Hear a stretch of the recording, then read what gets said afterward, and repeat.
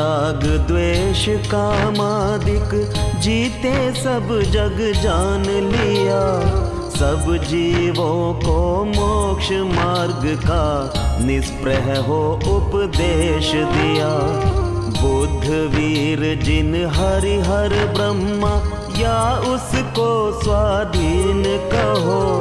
भक्ति भाव से प्रेरित हो यह चित्त उसी में लीन रहो। सदा ऐसी भावना हो मन की भावना।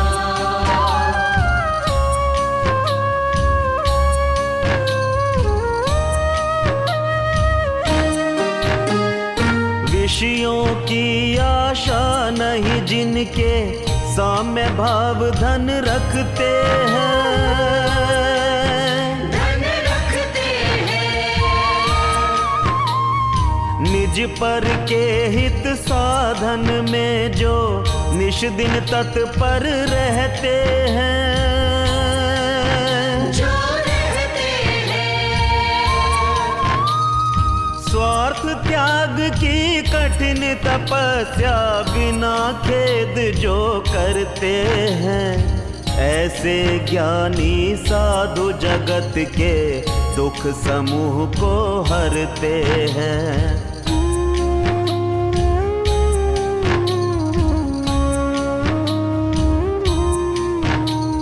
रहे सदा सत्संग उन्हीं का, ध्यान उन्हीं का नित्य रहे। उन्हीं जैसी चर्या में यह चित्त सदा अनुरक्त रहे। नहीं सताऊं किसी जीव को, झूठ कभी नहीं कहा करूं। पर धन वनिता पर न लुभाऊं, संतोषामृत पिया करूं। रहे ऐसी भावना यही मेरी भावना। किसी जीव को झूठ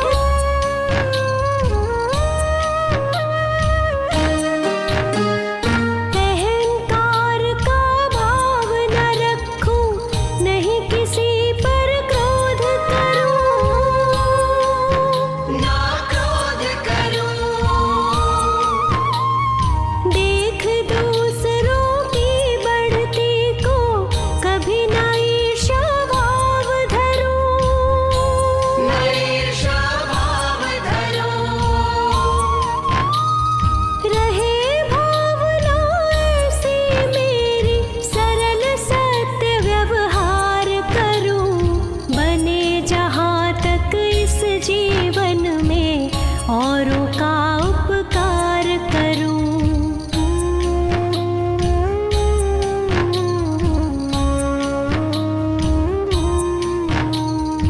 मैत्री भाव जगत में मेरा सब जीवों से नित्य रहे।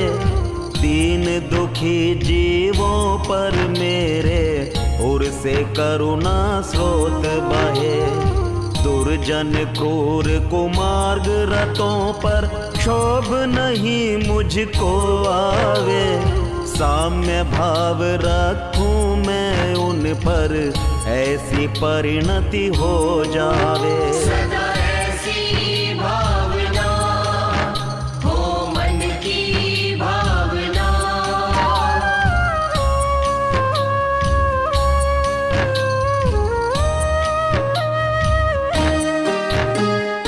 गुणी जनों को देख हृदय में मेरे प्रेम उमड़ आवे।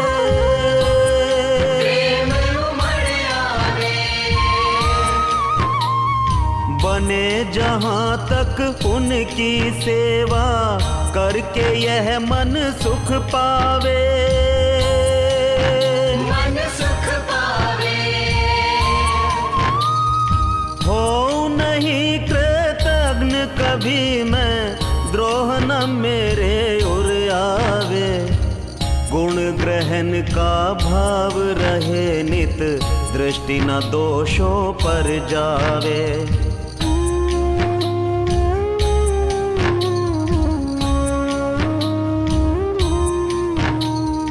कोई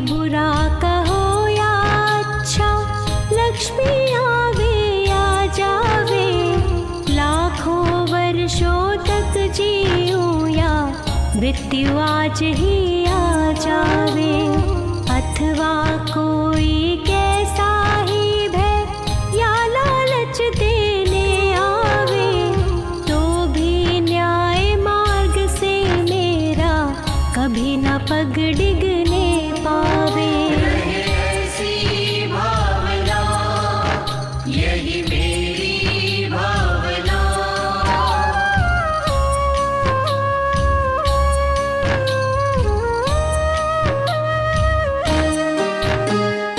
होकर सुख में मग्न न भूले, दुख में कभी न घबरावे, कभी ना घबरावे। पर्वत नदी शमशान भयानक, अटवी से नहीं भय खावे, कभी ना भय खावे। रहे अडोल अकंप निरंतर, यह मन दृढ़तर बन जावे, इष्ट वियोग अनिष्ट योग में सहनशीलता दिखलावे।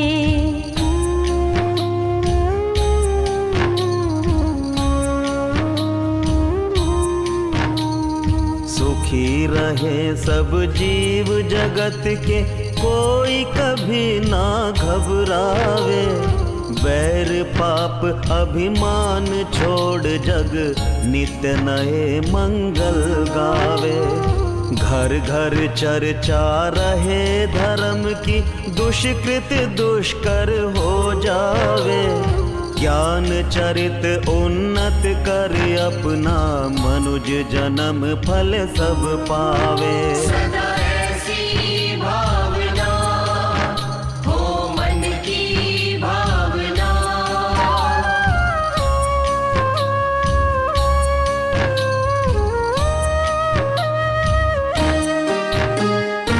इति भीति व्यापे नहीं जग में, वृष्टि समय पर हुआ करे, समय पर हुआ करे। धर्मनिष्ठ होकर राजा भी न्याय प्रजा का किया करे। न्याय प्रजा का किया करे।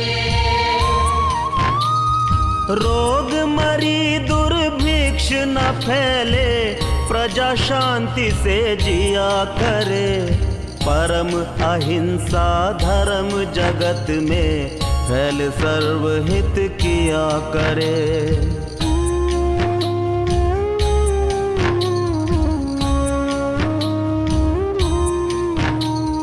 फैले प्रेम परस्पर जग में, मोह दूर ही रहा करे, अप्रिय कटुक कठोर शब्द नहीं कोई मुख से कहा करे। बनकर सब युग वीर हृदय से, देशोन्नति रत रहा करे, वस्तु स्वरूप विचार खुशी से, सब दुख संकट सहा करे। ऐसी भावना यही मेरी भावना। सदा ऐसी भावना हो मन की भावना।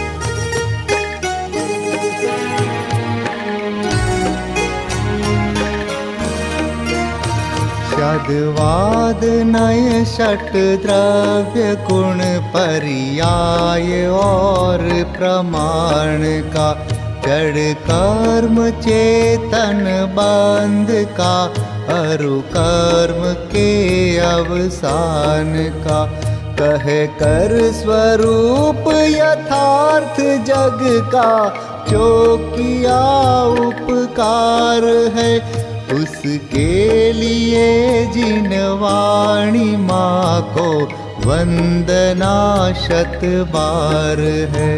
उसके लिए जिन वाणी माँ को वंदना शत बार है, वंदना शत बार है, वंदना शत बार है।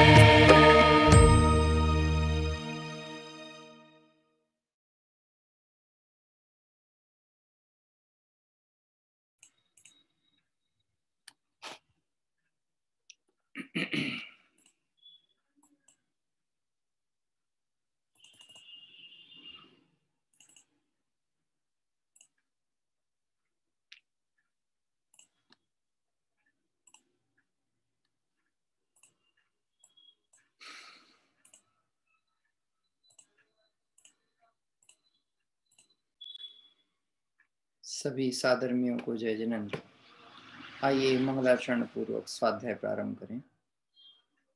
नमो अरिहंताणम, नमो सिद्धाणम, नमो आयरियाणम, नमो वच्छायाणम, नमो लोए सब साहूणम, तिहु वणतिलयम देवम वंदित तिहु वणिंद परिपूज्यम, वोच्छमणुपेहावो भव्य जनानंद जननीयो।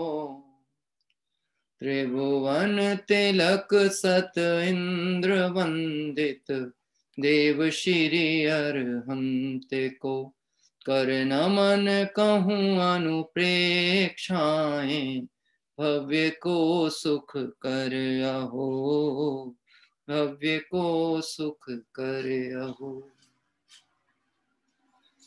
कार्तिकेय अनुप्रेक्षा ग्रंथ का स्वाध्याय चल रहा है, जिसमें संसार भावना की चर्चा करते हुए कल हम सभी 34-35 नंबर की गाथा का स्वाध्याय कर रहे थे।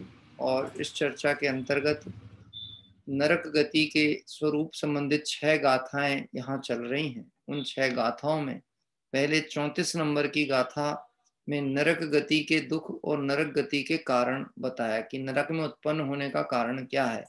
जो जीव 5 पापों में तीव्र आसक्ति से लगा है, बहुत आरंभ परिग्रह में आसक्त है, प्रचुर क्रोधी, मानी, कपटी, कठोरभाषी, पापी, चुगली करने वाला, कपण, देवशास्त्र गुरु का निंदक, अधम्य पापी, दुर्बुद्धि, कृतघ्नि और बहुत शोक या दुख करने की जिसकी प्रकृति हो, ऐसे जीव मर करके नरक में उत्पन्न होते हैं, अनेक प्रकार के दुखों को सहते हैं। फिर प्रश्न आया था कि वह अनेक प्रकार के दुख कैसे हैं। तो यहाँ नरक में 5 प्रकार के दुखों की चर्चा जो कल हमने देखी थी। पहला तो होता है असुर कुमार देवों द्वारा उत्पन्न किया हुआ दुख। दूसरा शरीर से उत्पन्न होने वाला दुख, मतलब वहां का शरीर ही कष्टकर होता है। जो वैक्रियक शरीर नारकियों का है वो अपने आप में ही महावेदना और रोगों से भरा हुआ है। मन से हुआ दुख, मानसिक विकृति भी बहुत होती है और मनोविकृति के कारण मन बहुत अशांत होता है।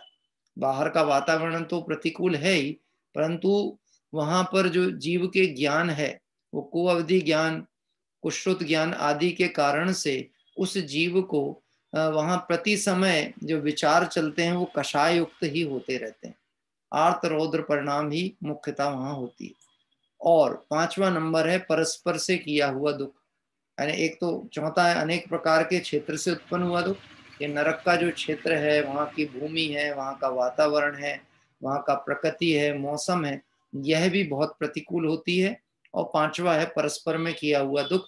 ऐसे 5 प्रकार के दुखों की चर्चा इस नरक आदि गति में जीव को भोगने को आती है। अब हम यहाँ पर आगे बढ़ने वाले थे और 36 नंबर के गाथा से विषय आगे लेकर के बढ़ेंगे। नरक में और क्या क्या दुख हैं इसकी विस्तृत चर्चा यहाँ पर आचार्य कार्तिकेय स्वामी कर रहे हैं। भावार्थ में पहले हम देखते हैं, कल जो हमने विषय पढ़ा था भावार्थ 30 नरक तक तो असुर कुमार देव कौतूहल मात्र जाते हैं। वह नारकियों को देखकर आपस में लड़ाते हैं और अनेक प्रकार से दुखी करते हैं। यानी असुर कुमार जाति के देवों का कार्य क्या है? स्वयं तो दुखित हैं ही, स्वयं तो कषाय से जले हुए ही हैं, लेकिन उनको कार्य भी किस तरह का है, उन्हें आनंद भी काय में आता है कि जो दुखी जीव हैं उनके दुख को और बढ़ाएं और उनको ऐसा स्मरण आदि कराएं जिससे उनकी कषाय और वृद्धि को प्राप्त हो। हमें ऐसा लगता है ये सिर्फ असुर कुमार जाति के देव हैं, ऐसा नहीं है। जिन जीवों की परिणति कषाय संयुक्त होती है, जिन्हें हिंसा आदि में ही आनंद आता है, वह ऐसे कार्य कराते हैं। अहिंसाणुव्रत की चर्चा में रत्नकर्ण शावकाचार्य में भी अपने सदा सुखदास जी की टीका में इस तरह के विषय आए हैं। आपने देखा हो, ऐसे कार्य देखना नहीं चाहिए, ऐसे कार्यों की अनुमोदना नहीं करना चाहिए जिसमें प्रत्यक्ष हिंसा आदि के प्रसंग देखने को मिलते हैं। क्यों नहीं करना, इसकी चर्चा यहाँ पर की जाती है। वहां पर उन्होंने ऐसे उदाहरण भी दिए। पहले के समय में लोग मुर्गी वगैरह होते थे ना, मुर्गों की लड़ाई आदि होती थी, उसको देखते थे। बैलों की लड़ाई है, यानी तिर्यंच गति के जीव है, उनके कषाय को भड़का करके और उनमें लड़ाई करा के उसे खेल मानते थे। ऐसे कार्य देखना नहीं, नहीं तो क्या होगा, ये निदान बंद करके ऐसी पर्याय में चले जाएगा जहां इसी तरह के कार्य करने का परिणाम आएगा। क्या मनुष्य गति में भी कुछ लोगों को इस चीज का बहुत आनंद है कि दो जन लड़ रहे हैं। हाँ, आपने देखा है भारत में तो ये बहुतायत ऐसा देखने मिलता है, किसी का विवाद हो तो भीड़ बहुत जल्दी लगती है। इस भीड़ में उस मामले को सुधारने वाले और कषाय को ठंडा करने वाले कितने होते हैं और उसका आनंद लेकर के हंसी मजाक करने वाले कितने होते हैं? ज्यादा संख्या किसकी? ज्यादा संख्या उन लोगों की होती है जिनको कौतूहल बस ऐसे कार्य करने में आनंद आता है। हमको ये बात समझ में नहीं आती, लेकिन ये सब परिणाम है जीव के, और इन परिणामों से होने वाला बंध ऐसी दुर्गतियों में ले जा लेता है जीव को। कदाचित वह देवशास्त्र गुरु की सन्निधि प्राकर के कोई कषाय बंद कर ले, आयु आदि में देवायु का बंद कर ले, लेकिन ऐसी निम्न पर्याय की देवायु बांधे कि असुर कुमार जाति आदि देव हो करके और नरकों में जाकर यही काम कराए। क्या कह रहे हैं? कुछ कुछ माताओं बहनों में भी ये प्रवृत्ति देखने को मिलती है। किस ढंग की? यहाँ की बात वहां करना। हाँ, मैंने तो कई बार ऐसा मंदिरों में भी देखा है कि अगर कोई चर्चा वार्ता पूजन के बीच में भी विकल्प चालू हो जाए तो पूजन कौन सी चल रही है, कहाँ की चल रही है, कौन से भगवान है, किसका अर्घ चढ़ाना है, जल का चढ़ाना है कि अनर्घ पद करना है, ये खबर नहीं है, क्योंकि वहां पे अर्घावली दूसरी चलती रहती। कौन सी वाली? घर गृहस्थी की, कषाय की, विकल्पों की, विकारों की। भगवान है सामने और गर्दन है पीछे। ये सब आंखों देखी घटनाएं बता रहा हूं, और मेरी आंखों से दिखी है ऐसा नहीं, हम सब भी प्रत्यक्ष अनुभव करते हैं। वैसे भी जगत के जीवों को विकथाओं में बहुत आनंद आता है। क्या कह रहे हैं? दौड़ लगा के मंदिर जाएगा कि जल्दी दर्शन करके लौटना है, समय नहीं है, लेकिन वहां कोई ऐसी बात बताने वाला मिल जाए जिसमें चुगली हो रही हो, किसी की निंदा हो रही हो, निंदा पुराण खुल जाए तो पता ना लगे कि कितना समय वहां व्यतीत हो गया। लेकिन ये भाव क्या है? अभी नरक गति के बंध के कारण में इन सब भावों की चर्चा की गई है। चुगली करना, कृपणता करना, अधम परिणाम रखना, है ना, हिंसा आदि करके आनंद मनाना, विकथाओं में आनंद मनाना, कषाय को विशेष पोषण करते रहना, ये सब नरक गति के बंध के कारण है। यद्यपि त्रिलोकसार आदि ग्रंथों के आधार पर इसकी विस्तृत चर्चा हमें अवश्य पढ़नी ही चाहिए कि वास्तव में नरक गति क्या है। अपने उज्ज्वला बहन हैं, दिनेश भाई साय करणानियों के अच्छे विशेषज्ञ हैं, आप सभी उनसे अच्छे से परिचित हैं। विशेष करणानियों की कक्षाएं ही वो लेते हैं। उनकी एक जैन भूगोल पुस्तक है, मैंने उसका अध्ययन बहुत पहले किया था, आज भी निकाला, लेकिन अभी मैं उसके बहुत प्रसंगों को नहीं पढ़ पाया पुनः, लेकिन अभी पढ़ूंगा जरूर निश्चित। उसमें उन्होंने मुझे कि स्मरण था कि तीनों लोक का वर्णन है, तो त्रिलोकसार आदि के आधार पर संक्षिप्तीकरण रूप में बहुत सी चर्चा दी। मैंने अभी कुछ समय पहले जब उस ग्रंथ को खोल करके पढ़ना चालू किया, उसमें ऐसी चर्चा आई कि अब हम अधोगति का वर्णन करना प्रारंभ करते हैं। तो किसी ने बोला, पहले तो और ऊर्ध्वलोक आदि का वर्णन चल रहा था, तो बोले सिद्धालय जाना तो बहुत कठिन लगता है, आप तो ऐसी जगह का रास्ता या ऐसे जगह का वर्णन करो जहां पहुंचना आसान हो। तो उन्होंने उत्तर में लिखा, नरक जाना सबसे सरल काम। तो चलो नरक चलते हैं। ऐसा ऐसा चालू किया कथन, कहाँ से, नरक जाना सरल काम है तो नरक चलते हैं। नहीं, हम ये नहीं कह रहे कि नरक जाना है, नहीं, लेकिन हमारे काम तो ऐसे ही हैं, हमारे परिणाम तो ऐसे ही हैं जो नरकादि गति के योग्य चल रहे हैं। मनुष्य गति में होने पर भी यहाँ पर जो इंद्रियों की पूर्णता भी हुई है, यहाँ पर कहना चाहिए ज्ञान दर्शन क्षेपसम की अपनी योग्यता भी प्रकट हुई है, तो भी उसका दुरुपयोग कर कषाय पोषण और पाप प्रवृत्ति में जीव अपना जीवन लगाता है। निश्चित ही नरक गति पाना सरल है। बहुत सारे वर्णन उसमें आए हैं, यद्यपि मैं यदि उस क्रम से उनकी पुस्तक को लेके पढ़ूंगा तो विस्तार बहुत होगा, लेकिन आप जरूर पढ़िएगा। कुछ कुछ पॉइंट जरूर हम इसमें से देखेंगे जो नरक गति संबंधी महत्वपूर्ण है, और जो मैं आज अभी विषय थोड़ा बहुत देख पाया हूँ उस आधार पे, फिर मैं उसमें से कुछ सिलेक्टेड पॉइंट निकाल करके जो इस विषय को और पोषित करेंगे उसकी चर्चा त्रिलोक सार आदि के आधार पर हम करते चलेंगे। यहाँ पर इन्होंने एक तो नरकों का वर्णन करते हुए बहुत सारी चर्चा में विस्तृत बातें लिखी कि जो नरक हैं यह नरक कैसे हैं। तो पहली पृथ्वी के नीचे का जो भाग है इसको अब्बुल भाग कहा जाता है। प्रथम पृथ्वी के नीचे मतलब अभी हम कौन सी पृथ्वी पर हैं, इस पृथ्वी के नीचे कितने भूमियां हैं, 7। अपन मालूम कौन सी भूमि पे, अपन 8वीं भूमि पर है, और हमको अष्टम वसुधा पाने को कर्मे यह 8वां द्रव्य लिए। हम हमारे नीचे 7 भूमि है, हम कौन से पे, 8वें पे। अब हमारा सिद्धालय कहाँ पर है, सिद्धशिला, ये भी 8वीं भूमि का टॉप फ्लोर। हम कहाँ पर है, 8वीं भूमि के ग्राउंड पे। बीच में स्वर्ग आदिक हैं, ग्रेव्यक विमान आदि हैं, अनुत्तर विमान है, ये सब बीच का क्रम है। ये सब जो है मध्य लोक जिसे कहा, ये 8वीं भूमि का पृष्ठ भाग हो गया, और इसका ऊर्ध्व भाग जो है वो ऊर्ध्व लोक की तरफ बढ़ता जाता है। लेकिन देखा जाए तो विश्व का हमने 2 भागों में डिवाइड करे, तो मध्य से ऊर्ध्व लोक तक एक भाग और अधोलोक एक भाग। तो निश्चित ये समझना चाहिए कि ऐसे परिणाम करने वाले जीव संसार में कम होंगे कि अधिक होंगे, जिनको रहने के लिए जगह ज्यादा चाहिए। तो नरकों में संख्या कितनी जीवों की, कि नरकों में रहने वाले जीवों की संख्या भी कम नहीं है। असंख्यात असंख्यात जीव एक एक नरक में पड़े हैं, और प्रथम नरक में तो सबसे ज्यादा संख्या है। कहां पर, प्रथम नरक में, यानी जितने 7 नरक में जो 6 भूमियां और बचेंगी प्रथम नरक छोड़ने के बाद, उन 6 नरकों में जितने जीव हैं उससे असंख्यात गुणे जीव कहां पर हैं, प्रथम नरक में है। अभी प्रथम नरक का भी जो कष्ट है उसको कार्तिकेय स्वामी कहते हैं उपमा रहित है। तो हम एक बात समझ सकते हैं, जिस प्रथम नरक के वर्णन को उपमा रहित बताया, जिसको हम कह नहीं सकते, बता नहीं सकते, तो आगे के नरकों के दुख तो और ज्यादा गहन और बढ़ते हुए। तो निश्चित ये समझना चाहिए कि यह बात केवल ज्ञानी गम्य है, या फिर जो जीव वहां जाकर के परिणाम अनुसार कर्म के दुखों को भोगेगा, उस कर्म उदय से उनको भोगेगा, वो ही जानता है कि कष्ट किसको कहते हैं। फिर भी जिनवाणी में दिव्य ध्वनि के अनुसार वीतरागी भगवान के ज्ञान में जो झलका, उस अनुसार आचार्यों ने थोड़ा कुछ लिखा है, जिसके आधार पर ये सारी चर्चा अपनी चलती है। देखिए यहाँ पर कुल जो संख्या इन्होंने बताई है, वो अब्बुल भाग जो है, यानी प्रथम पृथ्वी के नीचे का भाग, वो 80,000 योजन का है, और यहाँ पर बहुत बिल हैं। 13 पटल कुल इसमें बताए गए हैं, और 13 पटल में जो बिलों की संख्या है वो 30 लाख बिल होते हैं।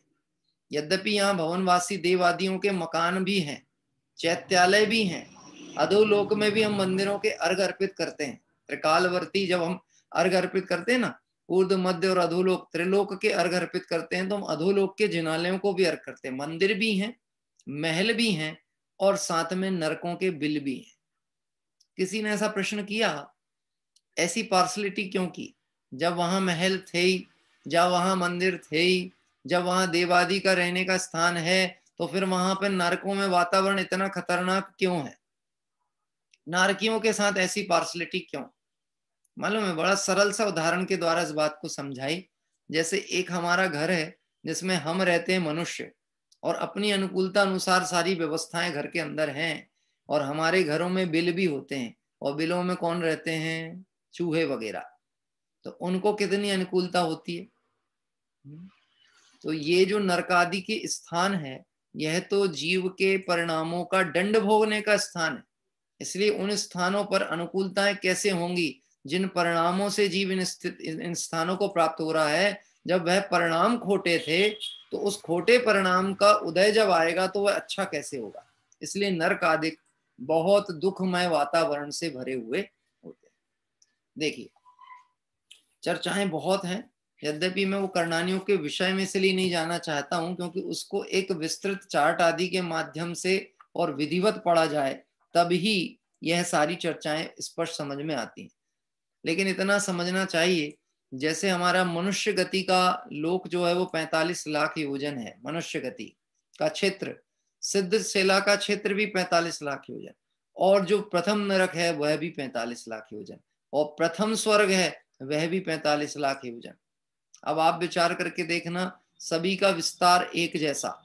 इसका मतलब है जीव परिभ्रमण करे तो भी इतना ही क्षेत्र है, और परिभ्रमण से मुक्त होकर सिद्ध शिला में स्थापित हुए तो भी क्षेत्र इतना ही।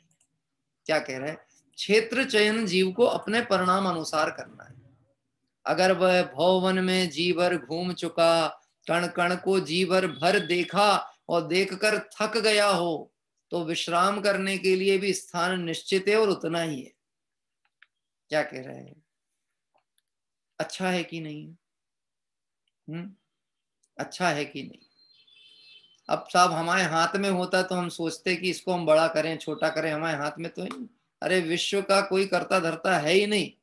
जैसी विश्व व्यवस्था है उसको सहज स्वीकार कर लेना, तो इसमें कोई विकल्प होने वाला नहीं। क्या कह रहे हैं? हमारा बस चलता तो हम नरक बहुत छोटा करवा देते, ना होता ना कोई जाता। अरे तुम्हारे कहने से जरूरत नहीं है, जीव तो नरक के परिणाम और नरक जैसा वातावरण मनुष्य गति में भी कर लेते हैं। क्या कह रहे हैं? जिनके गति बंद हो जाए ना, वो मनुष्य गति में भी शेष आयु में उनके परिणाम ऐसे ही होंगे जैसे नारकियों की स्थिति है। आप प्रत्यक्ष देखो, जैसे नरकों में अभी कष्ट की हम चर्चा कर रहे हैं, ऐसे कुछ देश हैं, इस धरा पर ही कुछ देश ऐसे हैं जहां प्रति समय हिंसा, मारकाट, जीवों को कष्ट देना, जातिगत बैर, जिसकी हम वर्णन नहीं कर सकते, कल्पना नहीं कर सकते। ये जो आतंकवादी देश है ना, सीरिया वगैरह, इस तरफ की स्थिति बहुत खतरनाक है। उसकी चर्चा भी करने में अपने को मन में बहुत खेद खिन्नता होए। ऐसे मैंने एक दो बार किसी मित्र ने, परिचित लोगों ने वीडियो दिखाए कि देखो मनुष्य गति के दुख देखना हो तो यहाँ के देखो, क्या कष्ट है। यह शत्रु है ऐसा जानकर छोटे छोटे बच्चों को दीवाल पर टांग देते हैं। क्या कह रहे हैं? छोटे छोटे बच्चों को, अबोध बालकों को, और गोलियों से छलनी कर दे। कितना क्रूर परिणाम होगा आप कल्पना नहीं कर सकते। यह तो मनुष्य गति के जीवों का दुख है तो दिख जाता है। तिर्यंच गति के जीवों को कितने ही जीव तो जीव ही मानने को तैयार नहीं है। जलचर जीव प्रतिदिन अनगिनत संख्या में मारे जाते हैं, कोई उन्हें जीव मानने को तैयार नहीं। थलचर में भी है, मुर्गियां हैं, पक्षी हैं, पशु हैं, बकरियां हैं, बकरे हैं, इनकी तो निराधार हिंसा होती है। क्या कह रहे हैं? और जो लोग इस विषय पे टिप्पणी करते हैं ना, वो कहते हैं यदि हम इनको नहीं मारेंगे तो प्रकृति का संतुलन बिगड़ जाएगा, क्योंकि कोई आधार नहीं है उनके पास में। इसलिए, और परिणाम हिंसामय है, दुर्गति जाना है, इसलिए परिणाम कैसे होते हैं? क्रूर परिणाम हुए बिना नहीं रहते। आइए विषय की चर्चा को जोड़ते हैं अपनी उसी गाथा से, जो हमारी अभी गाथा चल रही है कि असुर कुमार देव कौतूहल मात्र जाते हैं, नारकियों को देखकर आपस में लड़ाते हैं और अनेक प्रकार से दुखी करते हैं। इनका आवागमन कहाँ तक होगा? तीसरे नरक तक होता है। नारकियों के शरीर ही पाप के उदय से स्वयं अनेक रोग सहित बुरा, घिनावना, दुखमयी होता है। ऐसा शरीर होता है, स्वयं को तो कष्टकर है, पर दूसरे नारकी को स्पर्श भी हो जाए तो मानो किसी ने अग्नि के पिंड से किसी को स्पर्श करा दिया हो, ऐसा वह शरीर में से तेज, यानी कहना चाहिए अशुभ ऊर्जा निकलती रहती। आपको ये ध्यान होगा, अगर आपने नरकों के चित्र जो जिन मंदिर आदियों में बनाए जाते हैं वो देखा हो, आगम आधार से ही बनाए जाते हैं, जो वर्णन मिलता है उस अनुसार, उसमें ऐसे चित्र भी हैं जिसमें किसी व्यक्ति को एक लोहे की पुतली से, जो कि बिल्कुल आग से धधक रहा है पुतला, उसको उससे जुड़ा हुआ दिखा रहे हैं, मतलब उससे पकड़ा हुआ दिखा रहे हैं। ऐसा क्यों? वास्तव में वो कोई आग का पुतला नहीं है, वहां पर नारकियों के ही ऐसे अशुभ लेशाएं होती हैं जिसके कारण शरीर इस तरह का हो जाता है, जो दूसरे को भी दुख का हेतु बन जाए। कोई निकट में आए तो उसके शरीर में तो कष्ट था ही, और अग्नि की शिखा जैसी निकल के उसके शरीर को जला दे। इस तरह का विस्तृत वर्णन ग्रंथों में देखने को मिलता है। नारकियों का शरीर ही पाप के उदय से स्वयं में अनेक रोग सहित बुरा, घिनौना, दुखमयी होता है। क्योंकि वैक्रियक शरीर है तो वह शरीर कैसा है, हाँ, कि वो शरीर ऐसा है बिल्कुल बहता हुआ, जैसे किसी के शरीर से मवाद टपक रही हो। क्या कह रहे हैं? इस तरह से तरल रूप में वह शरीर देखने को मिलता है, और अपवित्रता जितनी अंदर नहीं उससे ज्यादा बाहर। कभी कभी आपने देखा होगा किसी के शरीर में घाव हो जाए और वह घाव पक जाए या खराब हो जाए, सड़ जाए, तो वह अंग देखने योग्य नहीं है, स्पर्श करने योग्य नहीं है, देखते से ग्लानि होने लगती है। ऐसा उनका संपूर्ण शरीर उपमा रहित गंदगी से भरा हुआ होता है। आगे लिखते हैं, उनका चित्त भी महाक्रूर दुखरूप ही होता है। परिणाम भी कैसे होते हैं? महाक्रूर और दुखरूप, क्योंकि वातावरण ही ऐसा है। और जिन परिणामों से गए हैं, अब वहां पे कोई संयोग भी ऐसे प्रसंग नहीं है कि परिणाम सुनने सुधारने का निमित्त बने।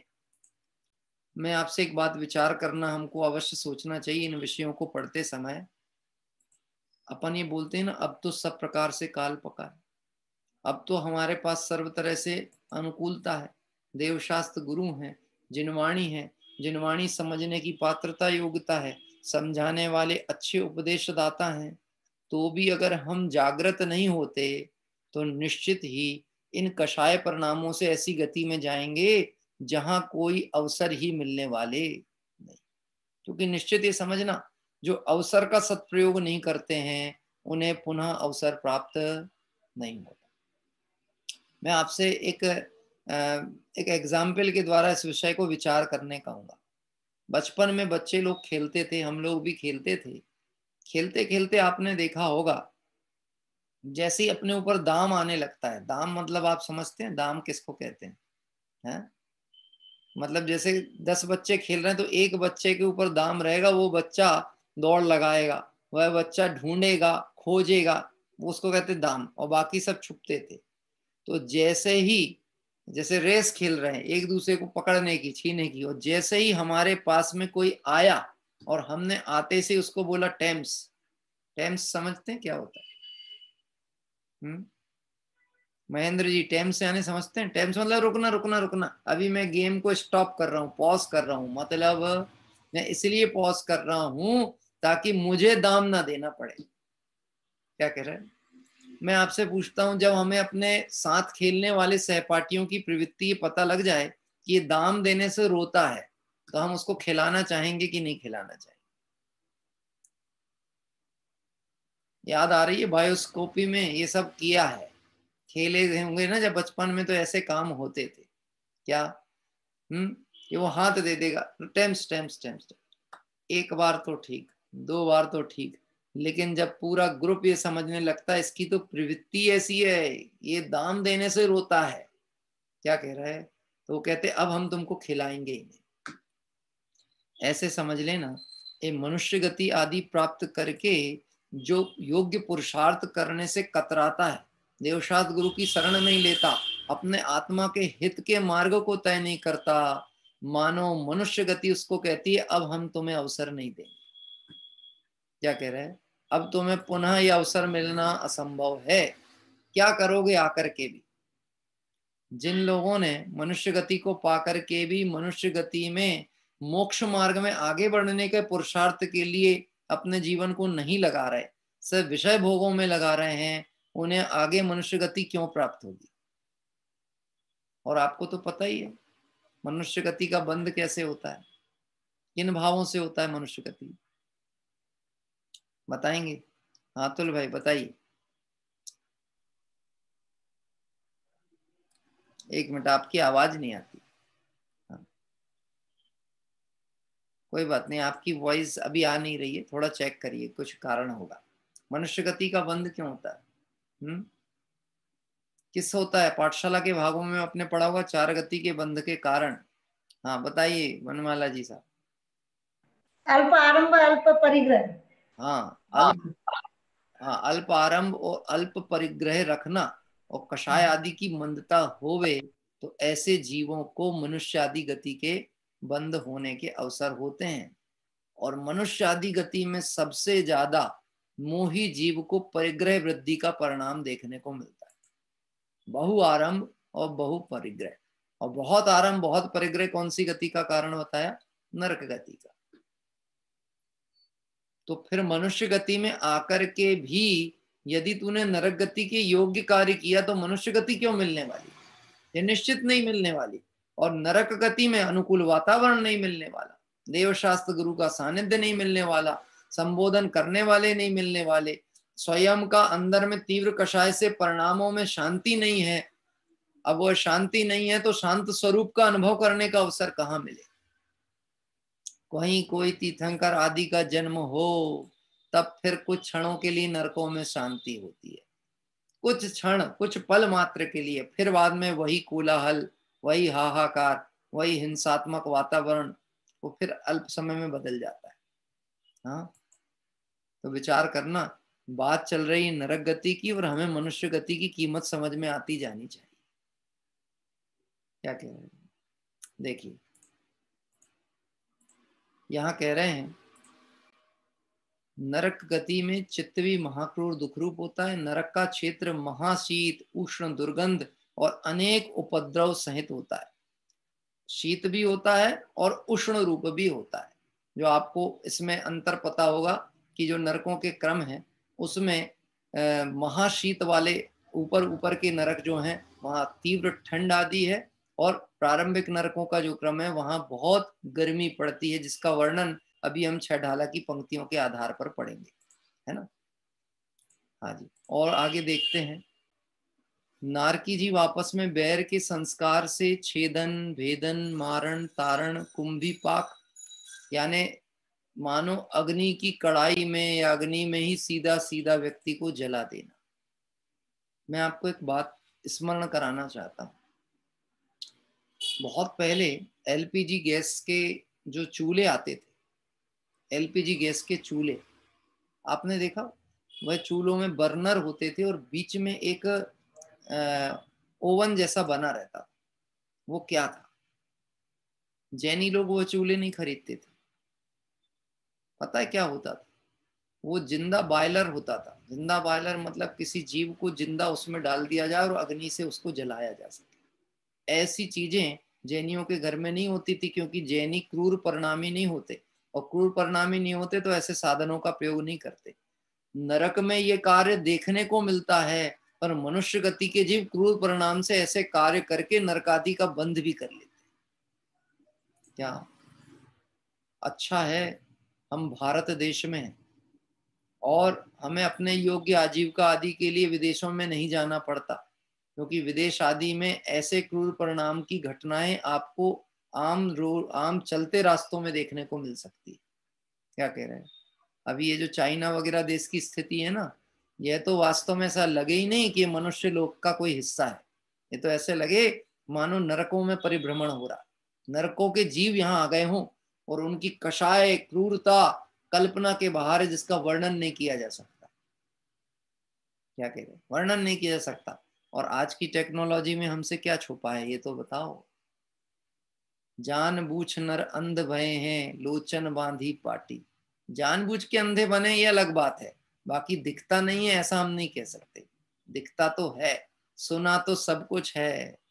मैं आपसे एक बात कहता हूँ, ऐसे धन कमाने के लिए ऐसे देशों में रहना पड़े, जाना पड़े, उससे अच्छे निर्धन रह करके धर्म आराधना करना योग्य है। क्या कह रहे? ऐसे देशों में नहीं जाना जहां महाक्रूरता, हिंसा आदि के कार्य होते हैं, क्योंकि निमित्त नैमित्तिक संबंध परिणामों का ऐसा होता है, जब आप क्रूर परिणामियों के संयोग में जाओगे, संगति में जाओगे, उस आबो हवा में जाओगे, तो आपके परिणाम भी वैसे ही हो जाएंगे। प्रत्यक्ष बात कहूं, आप खुद अनुभव करेंगे। टीवी देखते देखते भोजन आदि करना, क्या कह रहे हैं, टीवी देखते हुए भोजन करना, ऐसे रास्तों से आवागमन करना जहां पर हिंसा आदि के कार्य होते हों। कई बार हम गलती से निकल जाएं तो मुंह फेर लेते हैं, लेकिन यदि हमें पता हो कि ये रास्तों में हिंसा के कार्य होते हैं और उसके बाद भी ये रास्ता नजदीक है, तो कौन जाए डाइवर्ट करके, और वहां से निकलने लगोगे, कुछ दिनों में परिणाम ऐसी क्रूरता हो जाएगी कि आप टीवी पर चलते हुए हिंसा देखोगे और यहाँ भोजन भी होता रहेगा आपका साथ साथ, आपको असर ही नहीं पड़ने वाला। और इतना ही नहीं कि टीवी पर देखते हुए हिंसा हो रही है और यहाँ आपका शुद्ध भोजन हो रहा है, समय ऐसा आएगा फिर आप अशुद्ध और अभक्ष भक्षण भी करने लगोगे और आपके परिणामों में जरा भी नरमाई नहीं आने वाली। प्रसंग अनुसार एक बात कहना चाहता हूं, आपने चाइनीज प्रोडक्ट देखे, चाइनीज फूड कैसे होते हैं, चाइनीज फूड जो आजकल जैनों के बीच में भी फैशन बन करके चलने लगा है, क्या कहते हैं उसको, चाउमीन और हॉट डॉग, नाम भी ऐसे डाले गए हैं जिसका अगर हम विचार भी करें तो पदार्थ छीने योग्य नहीं। हाँ, लेकिन जैनों के घर में जब ये चीजें आ जाती हैं तो निश्चित परिणामों की क्रूरता की दिग्दर्शक हैं, बताने वाली हैं, और इन भावों का फल क्या होने वाला है इसकी तैयारी भी उनको करके रखनी चाहिए। सादृश्य कल्पना है पूरी, क्या कह रहे हैं, हिंसक चीज नहीं है, लेकिन परिणामों में पूरा हिंसा का भाव चलता है। मैंने इस विषय पे पहले अपने स्वाध्याय के समय में चर्चा की थी, आपको स्मरण होगा। हाँ, पनीर की ऐसी चीजें बनाई जाती हैं जिसको स्टिक में लगा करके और उसको गर्म आंच पे सेंकते हैं, उसके ऊपर टमाटर का सॉस डालते हैं, और वह देखने में दृश्य ऐसा लगता है जैसे मान लो मांस भक्षण किया जा रहा। क्या कह रहे, अपने यहाँ ये चम्मच कांटों से खाने की परंपरा क्यों नहीं है, हैं? हम लोग कर पात्री होते हैं, चम्मच पात्री नहीं होते। क्या कह रहे हैं, और कर पात्री तो हमारे दिगंबर मुनिराज भी हैं। कर पात्री होंगे तो भोजन सोध सकेगा, परिणामों में नरमाई रहेगी, और चम्मच कांटे छुरी आदि का प्रयोग करेगा तो निश्चित ही परिणामों में विहलता होगी, कषाय होगी, उग्रता होगी। बात ख्याल में आती? ऐसी कोई भी विकृति अपने घर में आए ना तो बहुत अच्छा है, ऐसे विकृति के कार्यों में हम सम्मिलित ना हो तो बहुत अच्छा है। अभी तो सोचना पड़ेगा, जब तक नहीं मालूम था अलग बात है, लेकिन ज्ञान में आने के बाद भी यदि हम करें तो निश्चित ही हमारी दुर्गति बंद होने के पूरे पूरे अवसर है। अज्ञानता में हुए अपराध के लिए सहानुभूति मिल सकती है, बच्चा गलती से हाथ जला ले तो सहानुभूति मिलती है, लेकिन समझदार का हाथ जल जाए और मना करने पे जल जाए कि उसको हाथ नहीं लगाना वो गर्म है, और फिर हाथ जला ले तो सहानुभूति मिलेगी कि दो तमाचे मिलेंगे। आपको ध्यान, छोटा बच्चा गिर जाता है, टेबल से टकरा जाता है या जमीन से टकराता है तो हम जमीन को हाथ मारते हैं या टेबल को मार देते हैं। अच्छा, इसने तुम्हें मारा, तो अबोध बालक को लगता है चलो इसने मुझे तकलीफ दी थी, इसको दंड मिल गया। अभी कोई बड़ा हो गया, उम्र में बड़ा हो गया है, 10-12 साल का बच्चा है, और टेबल से टकरा जाए तो किसको मारा जाएगा, टेबल को कि बच्चे को? क्यों अतुल भाई, ये तो बहुत नाइंसाफी का काम है। छोटे को तो है तो टेबल को हाथ मार देते हो, जमीन को हाथ पटक देते हो, इसने मारा इसने मारा, और हम गिर गए, एक तो हमको लग गई, ऊपर से 2 और जमा दी तुमने। कि जो जान करके भूल करता है उसका अपराध अक्षम्य अपराध में गिना जाता है। क्या कह रहे हैं, अनजाने में भी किया गया अपराध में दंड तो पूरा ही पूरा मिलने वाला है, लेकिन जान के करता है तो अक्षम्य अपराधी है, फिर उसको कोई शरण भी देने को तैयार नहीं होगा। बात ख्याल में आती है? ये सब भावों की चर्चा चल रही, नरक गति के दुखों की चर्चा। नारकी जीव आपस में बैर संस्कार से छेदन भेदन मारण तारण ये सब करते हैं। छेद दें, भेद दें, मारें, तिल तिल करें देह के खंड, हाँ, ताड़ें, ताड़े मतलब कष्ट दें, और कुंभी पाक मतलब सीधे के सीधे व्यक्ति को कोई अग्नि शिखा के ऊपर पकड़ के रख लें, गरम कढ़ाई में उबलते हुए समझ लो तेल में सीधा डाल दिया जाए। ऐसी दुख वहां पे जीव को देखने को और भोगने को मिलते हैं। वह दुख उपमा रहित हैं। अब इसी दुख को विशेष रूप से कहते हैं। अब आप देखना छहढाला की वह पंक्तियां आपको देखने मिलेंगी जो हमने छहढाला में अनेक बार पढ़ने को देखी है। छेज्जै तिल तिल मित्तम विद्जै तिल तिल तरम शैलम वज्जिग्गै कड़यज्जै नयप्पा पोय कुंडमी तिल मात्र छेदन करे तन पुन छेदे खंड को वज्राग्नि में उसको पका कर फेंक देते कुंड में, फेंक देते कुंड में। किसी ने एक बार ऐसा मुझसे प्रश्न कहा, ये नरक गति के विषय की कोई गाथा पाठ हो रहा था और मैं हाथ जोड़ा था, तो बोले साहब ये नरक गति का वर्णन चलता है तो हाथ क्यों जोड़ते हो? ये कोई विनय की बात थोड़ी ना है कि हम वीतरागियों की उस वाणी का विनय कर रहे हैं जो हमें सावधान कर रही है। ये भगवंतों के वचन है और दूसरा हम नरक गति से हाथ जोड़ रहे हैं। इस काम के लिए हमको क्षमा करना, हमको नहीं आना। दो कारणों से हाथ हमने जोड़े हैं। एक तो इस कारण से जोड़े हैं ये वीतराग भगवंतों की वाणी है जो हमें सावधानी दे रही, और एक इसलिए कि ये स्थान मेरे योग्य नहीं है, भैया माफ करना, अब हम नहीं आएंगे आपके। इसका मतलब है हमने पहले ही तय कर लिया हम ऐसे परिणामों से बचेंगे जहां पे दुर्गति आदि के बंध का कारण बनते हैं। देखिए यहाँ पर अब गाथा का अर्थ पढ़ेंगे। अन्वयार्थ, नरक में तिल तिल मित्तम छिज्जई, तिल तिल मात्र छेद देते हैं। शैलम तिल तिल भिंजद्दी भिंदिज्जई, सकल अर्थात खंड को भी तिल तिल मात्र भेद देते। वज्जिग्गई कड़िज्जई, वज्राग्नि में पकाते हैं। और पुय कुड्ढम्मी पे, राध के कुंड में फेंक देते, राध के कुंड में फेंक देते।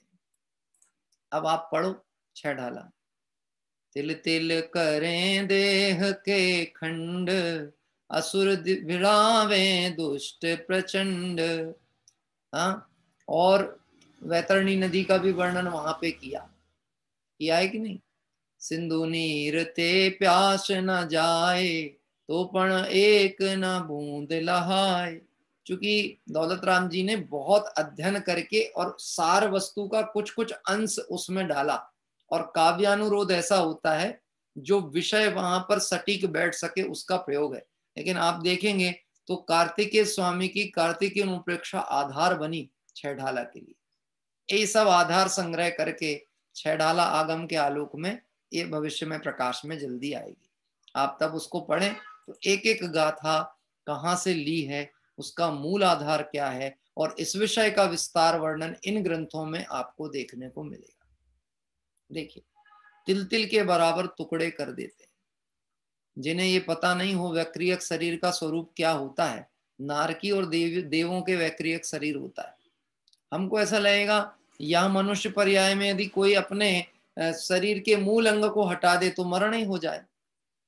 ऐसा ही हो ना, गर्दन हट गई तो मरण हो गया। हाँ, कि शरीर का आधा हिस्सा अलग हो गया तो मरण हो जाए। वहां तिल तिल बराबर टुकड़े कर दे रहे हैं, तब भी मरण क्यों नहीं हो रहा? क्या कह रहे हैं, मरण क्यों नहीं हो रहा? अरे भैया, आयु कर्म जब तक है तब तक मरण नहीं होगा। ये तो कष्ट की बातें बताई जा रही हैं कि वहां वेदना और कष्ट इस जाति का मिलता है, दिया जाता है, प्राप्त होता है। लेकिन आयु जब तक शेष है तब तक कोई तिल तिल नहीं, और बारीक भी टुकड़े कर दे तब भी मरण होने वाला नहीं है। लेकिन कष्ट की कल्पना ये करें कि फांस तनक सी तन में साले, एक फांस लग जाए तो निकालने में कितनी तकलीफ होती है, होती कि नहीं है? हमको तो याद है बचपन में जब हमको टीके लगते थे स्कूल में और पता लग जाता था कि ए सेक्शन वालों को लगना चालू हो गया है, तो बी सेक्शन के आधे बच्चे भग जाते थे और सी सेक्शन वाले तो ढूंढते रह जाओगे, ऐसे होते थे। अभी क्या होता था, एक इंजेक्शन लगे तो मैंने शिखर में देखा था, नाम तो नहीं बताऊंगा मैं। शिखर बहुत पहले 1994 या उसके पहले की घटना है। तो हमारे अपने एक मुमुक्षु परिवार था, उनकी बेटियां थी, मैं तो बहुत छोटा था। तो मैंने तो वो घटनाएं, कुछ कुछ चीजें जीवन में ध्यान रह जाती, कुछ चित्र पता नहीं क्यों स्मृति पटल पे पड़े रह जाते। एक को बुखार आ गया, तबीयत खराब हो गई, और अपने बहुत अच्छे मुमुक्षु परिवार था राजस्थान का, इससे आगे और नहीं बढ़ूंगा, बस यहीं तक। तो राजस्थान के थे और उनकी 2 बेटियां, एक को बुखार आ गया। अभी शिखर में व्यवस्था क्या, वो पुराना समय, तब उतने और साधन नहीं थे। तो अपने जो मुमुक्षु साधर्मी व्यक्ति जाते थे, उनमें कोई वैद्य डॉक्टर हो। हमारे एक नाना जी थे, डॉक्टर केसी भारेल करके, जो अपन शोभाचंद जी भारेल साहब की वो पढ़ते ना, पूजा 12 भावना, उनके छोटे भाई, और सिवनी मुमुक्षु मंडल के वो ट्रस्टी थे आजीवन। अब तो वो नहीं रहे। तो वो थोड़े से मजाकिया नेचर के भी थे। तो उन्होंने यही बोला सीधे, मेरे पिताजी वगैरह सब थे, तो बोले कि देखो बेटा, यहाँ तो कोई ज्यादा वो है नहीं, अब तो इंजेक्शन लगाना पड़ेगा, इसके अलावा कोई तरीका नहीं। क्या करें। वो लड़की रही होगी, मेरे को ऐसा लगता है 22-24 साल की। वो ऐसी घबराए, ये 2 सगी बहनें, और दोनों के चेहरे मिलते जुलते। क्या कह रहे हैं। अब वो उन्होंने बोले इसका हाथ पकड़। अब वो हाथ तो क्या पकड़े, उन्होंने पूरा उसको पकड़ लिया 3 लोगों ने, एक इंजेक्शन लगाना, वो फिर भी संभले ना। हाँ, और ऐसी स्थिति बन गई कि लगना तो था इस बहन को, लग गया उस बहन को।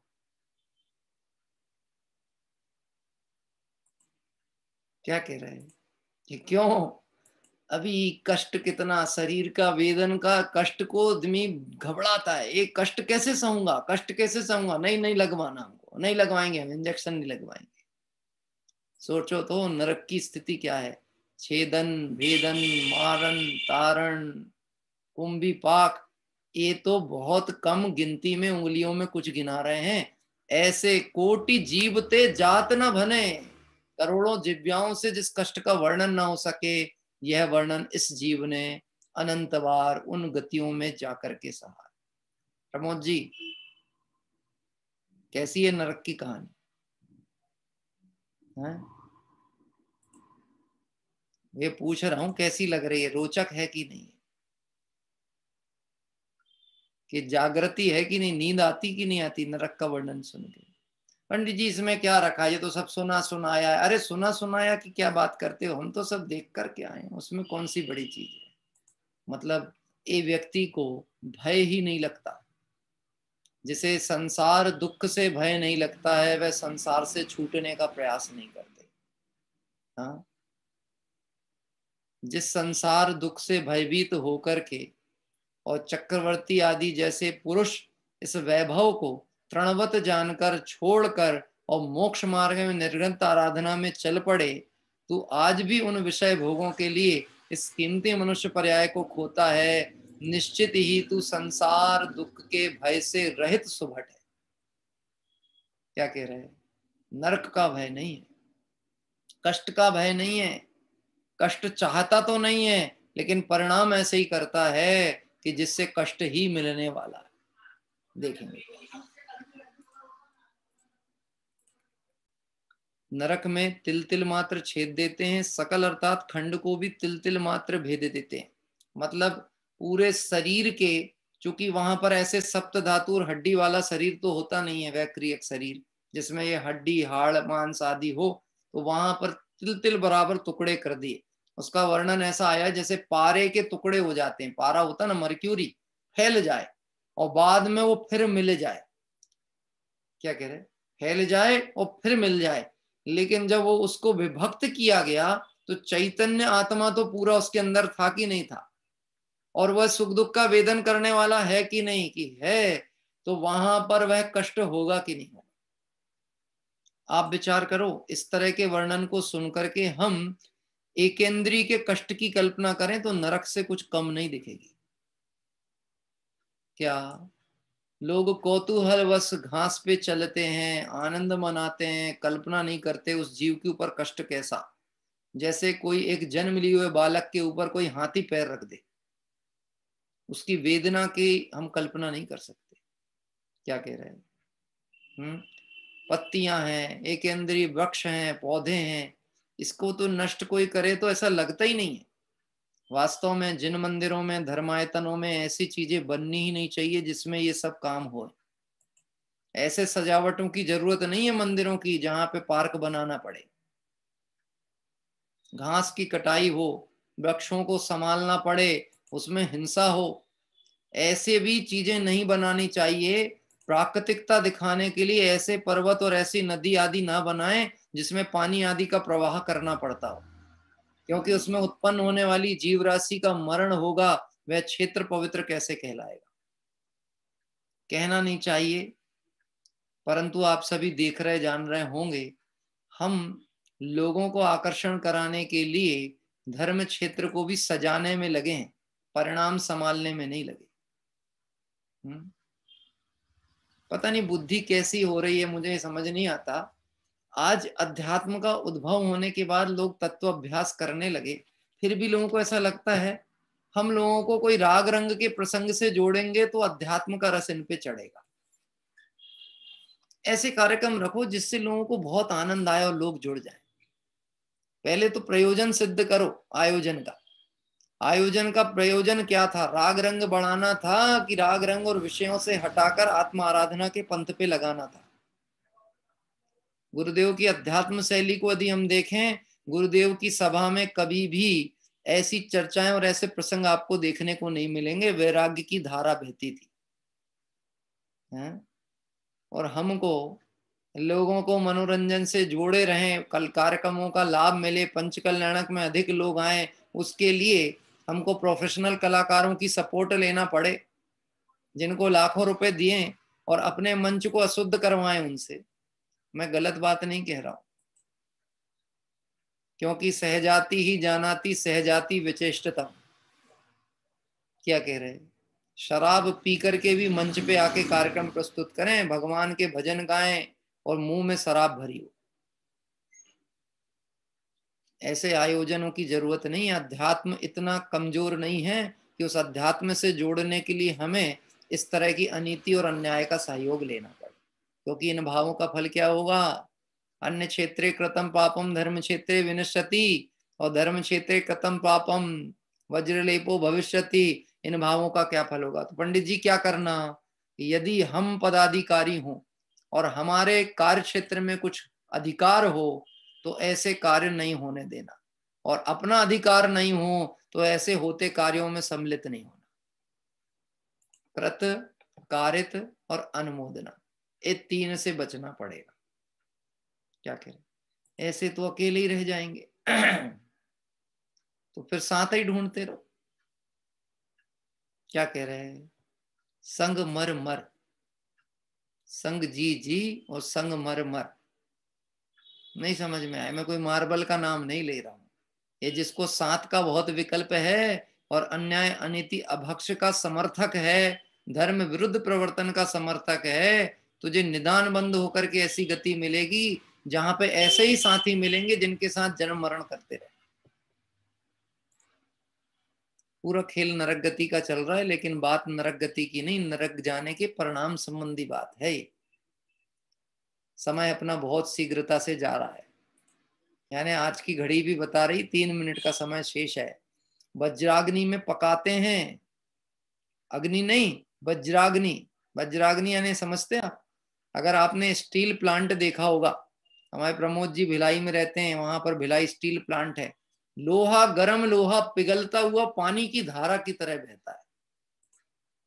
उसके पास भी खड़े हो जाओ आप, क्या कह रहे हैं, 50 मीटर 100 मीटर दूर से भी देखो तो आपको उसकी आग की लहर आपके ऊपर ऐसी आएगी मानो अभी जल जाए शरीर। ऐसी अग्नि में जीव को डाल देते, पकाते।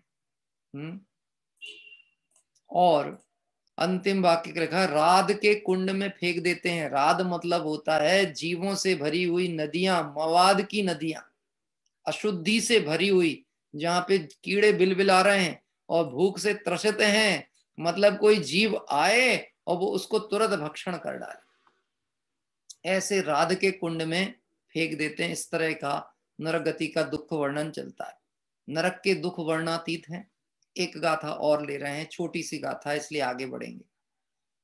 इच्छेवमायि दुःखं जमणैरे सहदि एय सम्यम्मि तम शैलं वर्णरेद्दु नासक्कदे सहस जी होवी।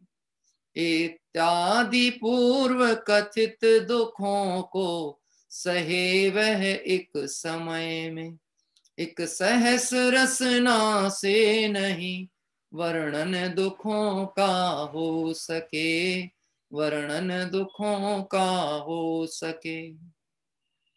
अन्वयार्थ, इच्छे वमाई च दुखम इति, अर्थात जो दुख वर्णन अभी पूर्व में कहा ऐसे, ऐसे एवं आदि मतलब और भी, अर्थात पूर्व गाथा में कहे गए उनको आदि से लेकर जो दुख हैं, प्रारंभ से लेकर जिनका वर्णन किया और जो अनगिनत दुख हैं, उन सब को नरक में एक समय में जीव सहता है।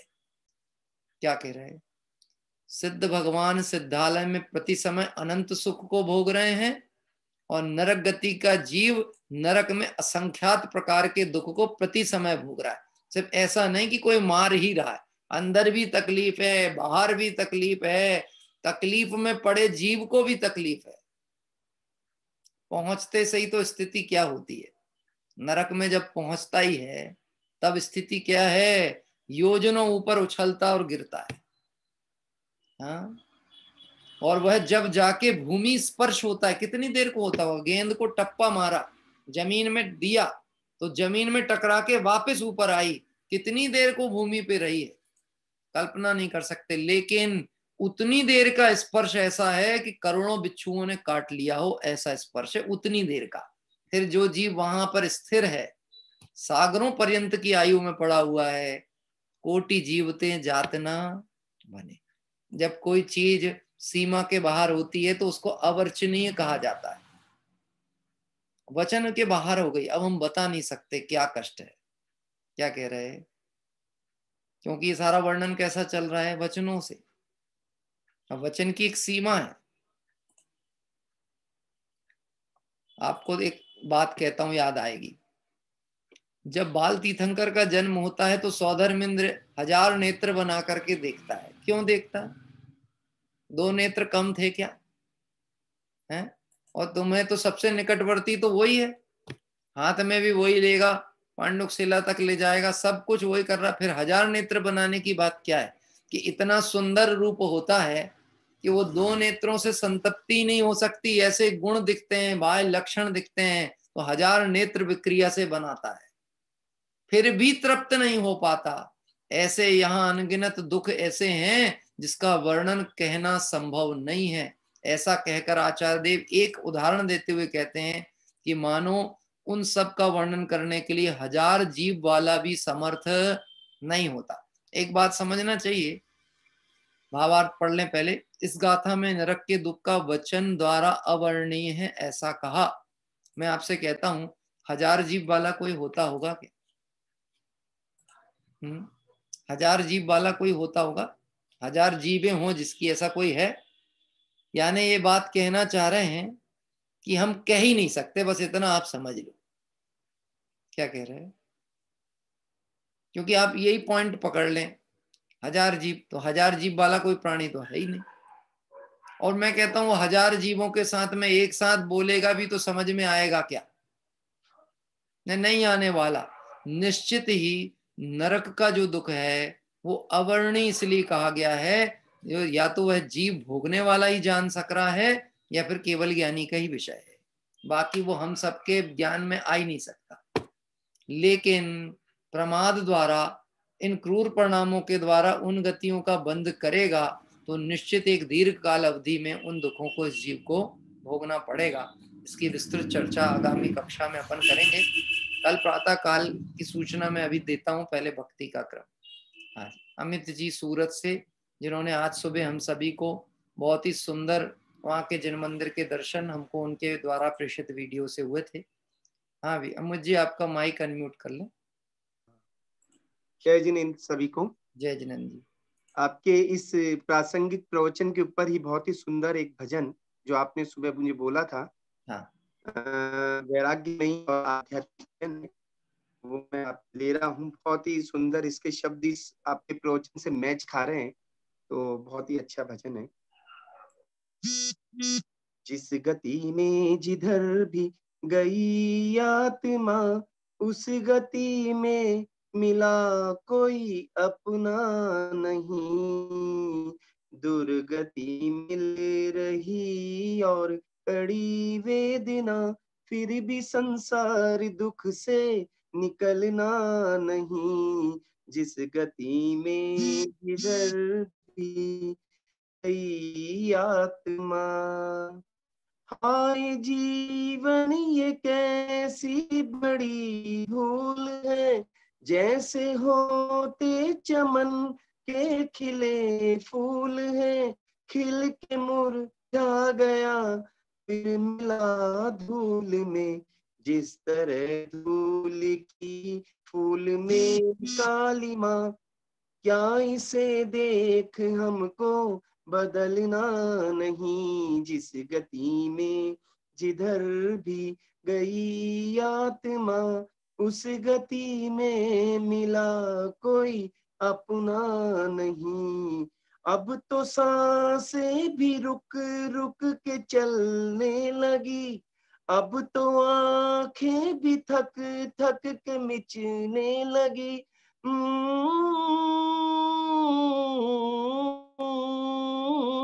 अब तो सांसें भी रुक रुक के चलने लगी, अब तो आंखें भी थक थक के मिचने लगी। थक के जीवन की डोरी सिमटने लगी। तेरा पुद्गल ये दीपक तो बुझने लगा।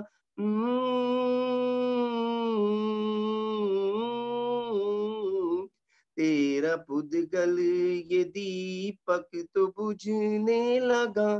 फिर ये संसार दुख से निकलना नहीं। जिस गति में जिधर भी गई आत्मा, उस गति में मिला कोई अपना नहीं। दुर्गति मिल रही और कड़ी वेदना, फिर भी संसार दुख से निकलना नहीं। जिस गति में जिधर भी गई आत्मा।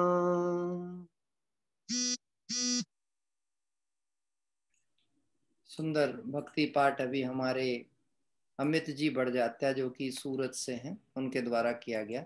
जिस गति में जिधर भी गई आत्मा, उस गति में मिला कोई अपना नहीं।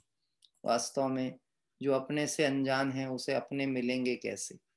जब तक अपनी सुध नहीं आए और अपनों की सुध नहीं आए तो अपने हैं पंच परमेष्टि और अपना है आत्मा। तो पंच परमेष्टि की जब तक भक्ति नहीं आएगी तब तक अपनी महिमा भी नहीं आएगी।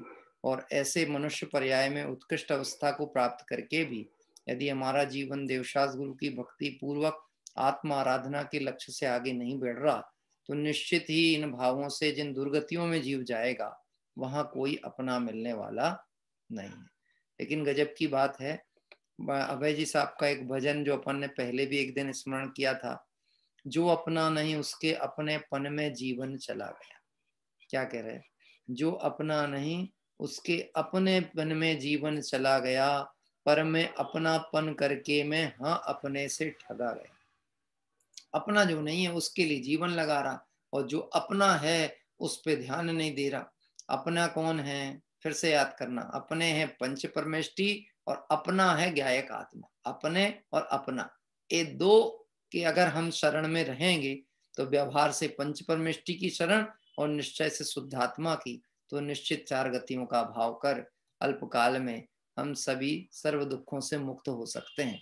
इसी मंगल भावना से भाव प्रतिक्रमण करते हुए अपने जीवन में जो कमियां हैं, दोष हैं, इन दोषों की प्रतिदिन आलोचना इसलिए की जाती है कि भूल जब हमारे ज्ञान में आएगी और अंदर में आत्मबल जागृत होगा तो वह भूल टिकने वाली नहीं।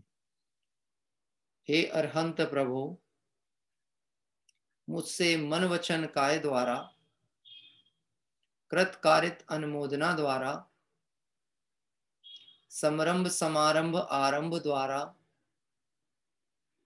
क्रोध मान माया लोभ द्वारा प्रमाद इत्यादि विभावों द्वारा इस भव में या पूर्व भव में सच्चे देव शास्त्र गुरु की अभिनय हुई हो, व्रतों में अतिक्रम व्यतिक्रम अतिचार अनाचार दोष लगाया हो, एक इंद्रिय से लेकर पंचेंद्रिय तक किसी भी जीव की हिंसा हुई हो, विराधना हुई हो, दिन या रात में लगाए सर्व दोषों का पश्चाताप व्यक्त करता हूं, क्षमा मांगता हूं। वह मेरे सभी दोष मिथ्या हों, मैं मुझ में रहूं। इस प्रकार मैं इन सभी दोषों का प्रायश्चित करता हूं। ओम नमः सिद्धेभ्य। आइए कल प्रातःकालीन तीर्थ वंदना, जो कि कल हमारी 197वें नंबर की तीर्थ यात्रा है, उसके बाद 3 दिन का विराम है हमारा तीर्थ यात्रा को। 197वीं जो तीर्थ यात्रा है वो कल राजस्थान के अजमेर के निकट में एक केकड़ी करके जगह है और बहुत ही सुंदर मंदिर है, बहुत प्राचीन मंदिर है, लगभग 1200 वर्ष प्राचीन प्रतिमाएं हैं। साथ ही साथ उसके निकट में एक और अतिशय क्षेत्र है बघेरा जी करके, केकड़ी के नजदीक 20 किलोमीटर दूर बघेरा जी करके एक क्षेत्र है। हमारे एक रतलाम से साधर्मी बंधु हैं जो कि उस क्षेत्र से उनका संपर्क रहा है, उन्होंने वहां से उसके वीडियो आदि हमें उपलब्ध कराए और बहुत दिनों से भावना थी। कल सहज योग से उनको तिथि जो चाहिए थी वह कल की तिथि सहज उनको मिल भी गई। तो कल प्रातःकाल हम सभी राजस्थान में अजमेर के निकट, और ये जो मंदिर है यहाँ 7 फुट ऊंची सीमंदर भगवान की प्रतिमा है। प्राचीन मंदिरों में आपको सीमंदर भगवान लगभग बिरले ही मिलेंगे, नहीं तो नहीं मिलेंगे, क्योंकि सीमंदर भगवान विदेह के हैं, विदेह क्षेत्रवासी हैं, और जिनको अभी विदेह आदि का पता नहीं है उनको तो ये लगता है विदेशी है, तो विदेशी के चक्कर में वो उनको मानते ही नहीं। बहुत सारे विदेशी भगवान, विदेशी भगवान, ये विदेशी वाले तो ये अध्यात्म वाले लेके आए, नहीं तो हम लोग थोड़ी ना, हम तो स्वदेशी वाले थे, हमारे तो 24 ही हैं बस, 24 से आगे कोई नहीं। क्या कह रहे हैं? तो उन्हें पता ही नहीं था। तो पहले के समय में आपको देखने को मिलेगा सीमंदर आदि परमात्मा की प्रतिमाएं पहले नहीं देखने मिलती थी, अब उद्भव हुआ बाद में तो फिर मिली, लेकिन ये कहीं बिरला कोई निश्चित ही अध्यात्म से जुड़ा हुआ पंथ यानी पक्ष रहा होगा जो इस मंदिर में 7 फुट ऊंची सीमंदर भगवान की प्राचीन प्रतिमा है। कल हम सभी इसलिए हम सीमंदर भगवान की ही पूजन करेंगे। आदरणीय पंडित राजेंद्र कुमार जी साहब के द्वारा विरचित वाली जिनेंद्र पूजन पुस्तक से मैं एक बार पीडीएफ शेयर करूंगा। अभी कुछ साधर्मी बंधुओं ने कहा था पीडीएफ भेजें, स्वाध्याय प्रेमी ग्रुप में शेयर करेंगे, आप वहां से डाउनलोड कर लीजिएगा। आइए भक्ति क्रम के लिए आगे चलते हैं। जिनवाणी स्तुति पाठ के लिए अतुल भाई जी लेना चाहेंगे। हाँ जी, अतुल भाई अनम्यूट करके जिनवाणी स्तुति पाठ करें। आवाज आ रही है? हाँ आने लगी जी। माँ जिनवाणी मुझ अंतर में मुझ रूप समा जाओ, माँ जिनवाणी मुझ अंतर में होकर मुझ रूप समा जाओ, शांत ध्रुव ज्ञायक प्रभु की महिमा प्रतिक्षण दर्शाओ, महिमा प्रतिक्षण दर्शाओ। चैतन्य नाथ की बात सुनने से अद्भुत शांति मिलती है, मानो निज में भव प्रकट हुआ सब आदि व्याधि चलती है।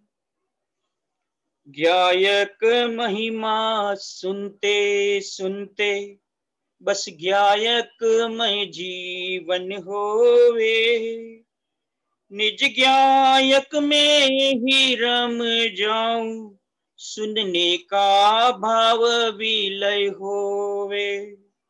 माझिन वाणी मुझ अंतर में मुझ रूप समा जाओ, शांत ध्रुव गायक प्रभु की महिमा प्रतिक्षण दर्शाओ। हे माँ तेरा उपकार यही प्रभु सममु प्रभु रूप दिखाया है। हे माँ तेरा उपकार यही प्रभु सम प्रभु रूप दिखाया है। चैतन्य रूप की बोधक माँ में सविनय शीश नवाया है, मैं सविनय शीश नवाया है। माझिन वाणी मुझ अंतर में मुझ रूप समा जाओ, शांत ध्रुव गायक प्रभु की महिमा प्रतिक्षण दर्शाओ, महिमा प्रतिक्षण दर्शाओ। बहुत सुंदर जिनवाणी स्तुति पाठ हमारे अतुल भाई जी के द्वारा किया गया और बहुत अच्छा प्रयास होता है जब अनेक साधर्मी बंधु नई नई जिनवाणी स्तुति पाठ आदि करते हैं तो सभी स्वाध्याय प्रेमी लोगों को ये स्तुति पाठ आदि करने की प्रेरणा भी बनती है और नई स्तुतियों का ज्ञान भी होता है। इस तरह से माँ जिनवाणी को मंगलमय स्मरण करते हुए आइए हम सभी काय उत्सर्ग करेंगे। साथ ही साथ आप स्मरण रखें, अभी मैं एक दिन पहले से इसलिए आपको ये बात कह रहा हूँ क्योंकि हम जब कई दिनों तक किसी हैबिट में हो जाते हैं तो उसमें परिवर्तन होने में कई बार विस्मरण होता है। मैं अपना अनुभव ज्यादा साझा करता हूँ, ऐसा हो जाता है। तो परसों से जो कार्यक्रम है 3 दिन 3 दिन का कार्यक्रम है, वो समय फिर बदलेगा और लिंक भी चेंज हो जाएगी। इस लिंक से आप ज्वाइन नहीं हो सकते सुबह के कार्यक्रम में।